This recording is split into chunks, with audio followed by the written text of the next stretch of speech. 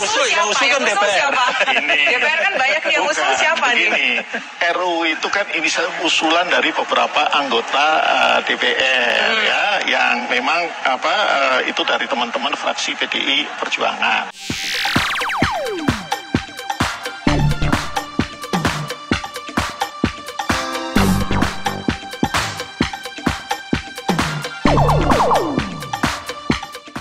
Tonton video ini sampai selesai agar Anda tidak gagal paham.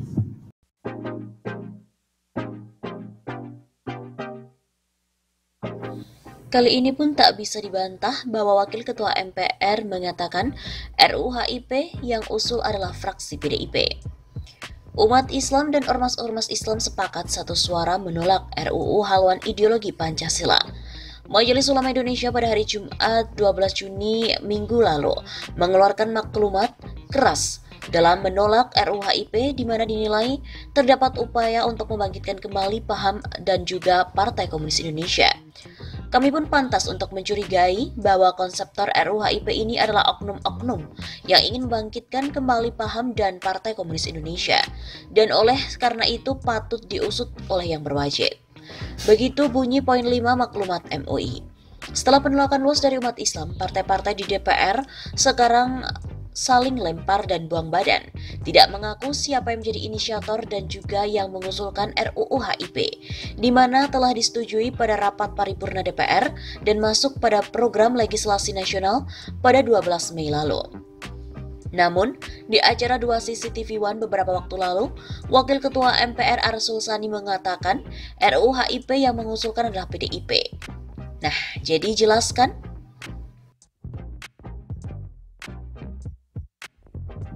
Di lain pihak, politikus PDIP juga telah menyebutkan bahwa RUU HIP ini sangat mulia. Anggota Dewan Perwakilan Rakyat PDIP, Arya Bima, menyebut bahwa rancangan undang-undang HIP sangat mulia. Bima beralasan tanpa Pancasila tak akan ada DPR bahkan NKRI. Sejauh yang diketahui, RUU ini sangat mulia. Begitu kata Bima dalam rapat paripurna DPR pada hari Kamis 18 Juni. Bima pun juga mengatakan Pancasila bukan hanya ideologi yang statis, melainkan dinamis. Menurutnya, Pancasila juga merupakan jawaban untuk tantangan globalisasi, industri 4.0 dan teknologi, serta harus menjawab kemajuan zaman yang penuh dengan kompleksitas. Inti dari RUU itu niat baik agar Pancasila tetap relevan di tengah perkembangan dunia, teknologi, peradaban global, dan era ideologi. Itu yang saya kira penting. Begitu ujarnya. Bima juga menilai jika ada tafsir-tafsir lain terhadap RUU HIP, dia menyebut hal itu merupakan dinamika seperti halnya ketika para pendiri bangsa merumuskan Pancasila, baik pada 1 Juni 1945 maupun 18 Agustus 1945. Menurut Bima, bangsa Indonesia terbiasa berbeda pendapat, sehingga akhirnya mengambil konsensus. Maka dari itu, dia pun mengajak koleganya di DPR untuk terus bernegosiasi terkait RUU HIP itu. Saya kira kita harus membuka mata dan telinga untuk bersama-sama berdinamika, mengambil proses negosiasi dan konsensus. Pemerintah sebelumnya telah meminta agar pembahasan RUU HIP ditunda. Ada juga sejumlah pihak yang mendesak RUU dibatalkan lantaran dinilai tidak urgent untuk dibahas, seperti fraksi PKS DPR, pimpinan Pusat Muhammadiyah hingga pengurus besar Nahdlatul Ulama. Selain itu, pengamat pun juga mengatakan sejak PDIP berkuasa, aroma PKI pun sangat terasa. Ada aroma PKI, Partai Komunis Indonesia, sejak PDIP berkuasa pada tahun 2014 melalui Presiden Joko Widodo. Karena itu tak heran kalau sejak PDIP kembali berkuasa pada 2014 melalui Jokowi, aroma PKI sangat terasa. Begitu kata pengamat kebijakan publik Amir Hamzah kepada redaksi Suara Nasional pada hari Rabu 24 Juni. Kata Amir Hamzah, aroma PKI terlihat adanya saat serangan terhadap umat Islam dan julukan kadal gurun atau kadrun oleh pendukung penguasa terhadap umat Islam yang berseberangan dengan pemerintah. Julukan kadrun dulu digunakan oleh tokoh-tokoh PKI untuk menjuluki orang Arab yang ada di Indonesia. Selain itu, ia juga meminta aparat polisi menundak partai politik di Indonesia yang menjalin kerjasama dengan Partai Komunis Cina. Amir Hamzah mencurigai terbitnya rancangan undang-undang HIP tidak bisa dilepaskan adanya kerjasama dari partai politik di Indonesia dengan Partai Komunis Cina. Terbitnya RUU HIP pada Mei 2020 lalu bisa jadi merupakan satu rangkaian panjang untuk membuka jalan kebangkitan komunisme di Indonesia, dan ini tak boleh ditolerir. Begitu jelas Amir Hamzah. Selain itu, Fuad Bawazir juga mengatakan kejadian saat ini pun mirip sebelum peristiwa G30 SPKI. Saat ini pola tahun 1965 sedang dimainkan, seperti adanya agitasi dan propaganda, sehingga memunculkan hiruk-pikuk tidak menentu. Demikian dikatakan Menteri Keuangan era Presiden Soeharto, Fuad Bawazir, dalam sebuah artikel berjudul Ingat Tahun-Tahun Vivere Pericoloso. Menurut Fuad, saat ini tentu tidak mudah menunjuk hidung aktor yang memunculkan agitasi dan propaganda. Sebab, dulu masih ada PKI dan organisasi-organisasi underbone-nya, tapi kini semua tanpa bentuk sehingga biasa disebut OTB, organisasi tanpa bentuk. Kata Fuad, saat ini aktor pemainnya tidak selalu nampak. Yang dimainkan bisa jadi tidak sadar dan lebih celaka lagi, kelompok yang bodoh yang hanya ikut-ikutan bermain. Kini, provokasi terus dilancarkan dengan berbagai cara, bahkan menggunakan buzzer berbayar dan juga medsos. Kini pun, tiba-tiba melihat baliho besar Presiden Soekarno pemimpin besar revolusi di jalan protokol. Baliho PBR ini bisa memancing baliho lain seperti Presiden Soeharto adalah Bapak Pembangunan Nasional, Presiden B.J. Habibie Bapak Teknologi Indonesia, Presiden SBY Bapak Demokrasi, dan lain-lain. Tentu kita berharap agar pancingan baliho PBR itu tidak berhasil. Kata Fuad, muncul lagi provokasi lain yaitu usulan masa jabatan Presiden diubah menjadi 8 tahun. Tentulah gagasan ini meningkatkan suhu politik. Sekali lagi bukan untuk mengusut siapa aktor atau provokator ataupun agitator, tapi sudah dapat diduga kegiatan yang tidak produktif ini akan terus berlanjut, sehingga pemerintah menjadi semakin sulit untuk mengatasi masalah ekonomi.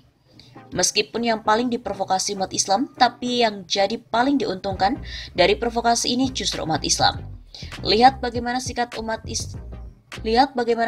Islam yang bulat bersatu untuk menghadapi RUU HIP, baik MUI, NU, Muhammadiyah, HMI, IJMI, FPI, dan lain-lain. Mereka pun solid untuk menolak Pancasila yang sedang diobok-obok.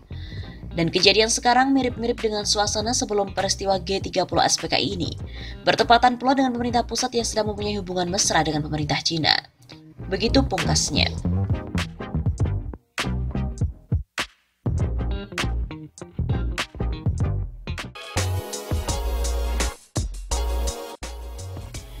Dituding jadi dalang RUU HIP, tagar tangkap Mega bubarkan PDIP pun menggema.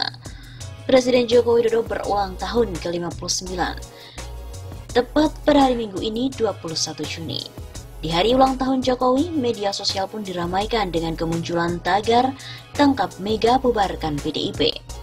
Dari hasil penelusuran hingga Minggu siang, tagar tersebut menduduki posisi teratas sebagai tagar yang paling banyak dibicarakan di lini masa Twitter.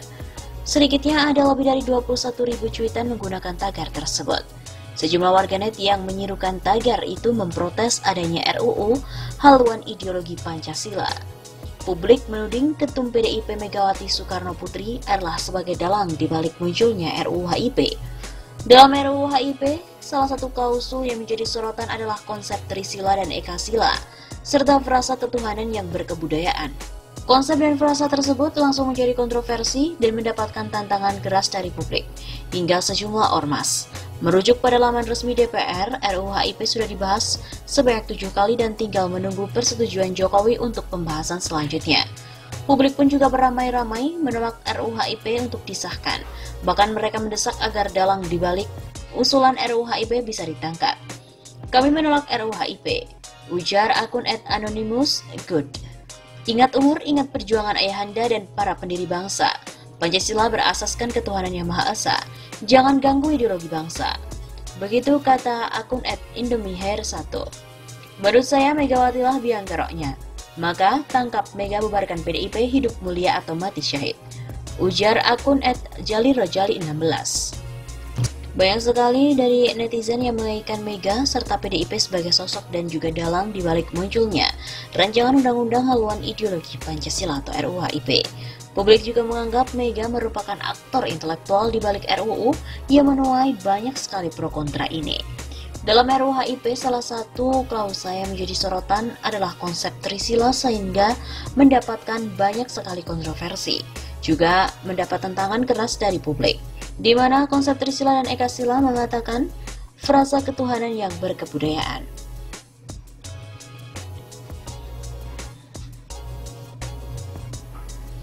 Sementara itu, berdasarkan dari pantauan di sosial media, banyak netizen yang sangat menyayangkan sikap PDIP serta Megawati Soekarno Putri atas munculnya RUU HIP ini.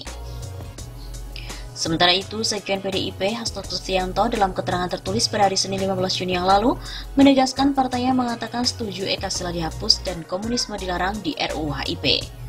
Terhadap materi muatan yang mendapat di dalam pasal 7 RUU HIP terkait ciri pokok Pancasila sebagai Trisila yang kristalisasinya dalam Ekasila, PDI Perjuangan setuju untuk dihapus.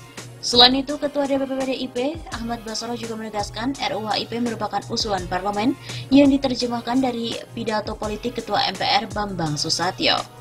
Munculnya gagasan sebuah payung hukum untuk memberikan koridor bagi membumikan Pancasila itulah lahir dari pidato politik resmi Ketua Majelis Permusyawaratan Rakyat Republik Indonesia untuk memberi penekanan pada penggunaan ideologi Pancasila. Begitu kata Basarah di Indonesia Lawyers Club pada hari Selasa yang lalu.